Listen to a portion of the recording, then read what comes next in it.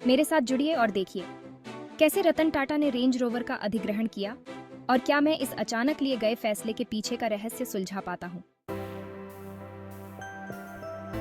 भारतीय उद्योगपति रतन टाटा को किसी परिचय की आवश्यकता नहीं है। वो एक दूरदर्शी व्यक्ति हैं जिन्होंने टाटा ग्रुप को एक वैश्विक उद्यम में बदल दिया। लेकिन आज हम उनके एक सबसे आश्चर्यजनक कदम रेंज रोवर के अधिग्रहण के बारे में बात करने जा रहे हैं। इस कदम ने पूरी दुनिया में लोगों को चौंका दिया था और हम यह जानने वाले हैं कि इसके पीछे क्या कारण थे और इसने टाटा और रेंज रोवर दोनों के भविष्य को कैसे बदल दिया। प्रतिष्ठित luxury SUV brand range rover Tata के अधिग्रहण से पहले कुछ गंभीर चुनौतियों का सामना कर रहा था। कंपनी आर्थिक रूप से संघर्ष कर रही थी और ब्रांड की प्रतिष्ठा को धक्का लग रहा था। बाजार में तेजी से प्रतिस्पर्धा बढ़ रही थी और रेंज रोवर को अपना प्रीमियम दर्जा बनाए रखने में मुश्किल हो रही थी। ब्रांड की बिक्री घट रही थी और यह स्पष्ट था कि चीजों को बदलने के लिए कुछ कठोर कदम उठाने की जरूरत है। कंपनी का खराब वित्तीय प्रदर्शन न केवल उसके निचले स्तर को प्रभावित कर रहा था, बल्कि नए उत्पादों और तकनीक में निवेश करना भी मुश्किल बना रहा था। निवेश की यह कमी ब्रांड की प्रतिष्ठा को प्रभावित कर रही थी और नए ग्राहकों को आकर्षित करना कठिन बना रही थी। हालात बदतर तब हो गए जब रेंज रोवर की गुणवत्ता के मुद्दों ने सुर्खियां बटोरी, जिससे ग्राहकों का भरोसा और भी कम हो गया। सन 2000 में फोर्ड मोटर कंपनी ने रेंज रोवर का अधिग्रहण किया, लेकिन यह अधिग्रहण योजना के अनुसार नहीं हुआ। ब्रांड को पुनर्जीवित करने के फोर्ड के प्रयास असफल रहे और रेंज रोवर का संघर्ष जारी रहा। कंपनी की वित्तीय स्थिति इतनी खराब थी कि उसे अस्थायी रूप से उत्पादन बंद करने के लिए मजबूर होना पड़ा। ये स्पष्ट था कि एक नए दृष्टिकोण की आवश्यकता थी और तभी टाटा की एंट्री हुई। 2007 में टाटा ग्रुप के ऑटोमोटिव डिवीजन टाटा मोटर्स ने फोर्ड मोटर कंपनी से रेंज रोवर का अधिग्रहण किया। यह अधिग्रहण टाटा द्वारा अपनी वैश्विक उपस्थिति का विस्तार करने और प्रीमियम एसयूवी बाजार में प्रवेश करने के लिए एक रणनीतिक कदम था।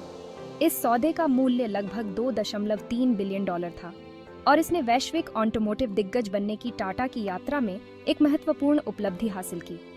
टाटा की रेंज रोवर में दिलचस्पी केवल एक लग्जरी ब्रांड हासिल करने के बारे में नहीं थी, यह नए बाजारों और तकनीकों तक पहुंच हासिल करने के बारे में था। रेंज रोवर का अधिग्रहण टाटा मोटर्स के लिए एक गेम चेंजर था। इसने कंपनी को वैश्विक लग्जरी एसयूवी बाजार में जगह दी और नई तकनीकों और प्लेटफॉर्मों तक पहुंच प्रदान की। लेकिन यह कोई आसान सफर नहीं था। टाटा को रेंज रोवर के संचालन को अपने साथ एकीकृत करने में महत्वपूर्ण चुनौतियों का सामना करना पड़ा। कंपनी को जटिल आपूर्ति श्रृंखला के मुद्दों, सांस्कृतिक अंतरों और तकनीकी असमानताओं से जूझना पड़ा। हालांकि टाटा का नेतृत्व इस अधिग्रहण को सफल बनाने के लिए दृढ़ था और उन्होंने इन चुनौतियों का समाधान करने के लिए अथक प्रयास किया।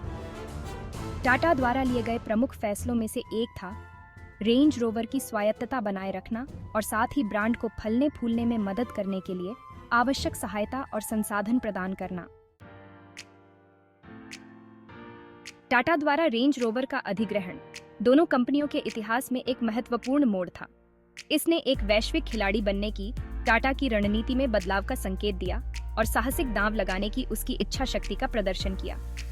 रेंज रोवर के लिए यह एक नए जीवन की शुरुआत थी, जो इसके उत्पाद श्रृंखला को नया रूप देने और अपनी प्रीमियम स्थिति को पुनः प्राप्त करने के लिए आवश्यक संसाधन और सहायता प्रदान करती है।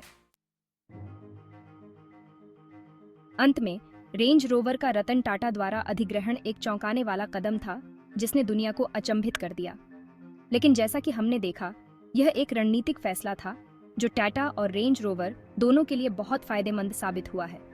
इस अधिग्रहण ने टाटा को अपने वैश्विक पदचिह्न का विस्तार करने में सक्षम बनाया है, जबकि रेंज रोवर अपने उत्पाद श्रृंखला को नया रूप देने में सक्षम रहा है और अपनी प्रीमियम स्थिति को पुनः प्राप्त करें।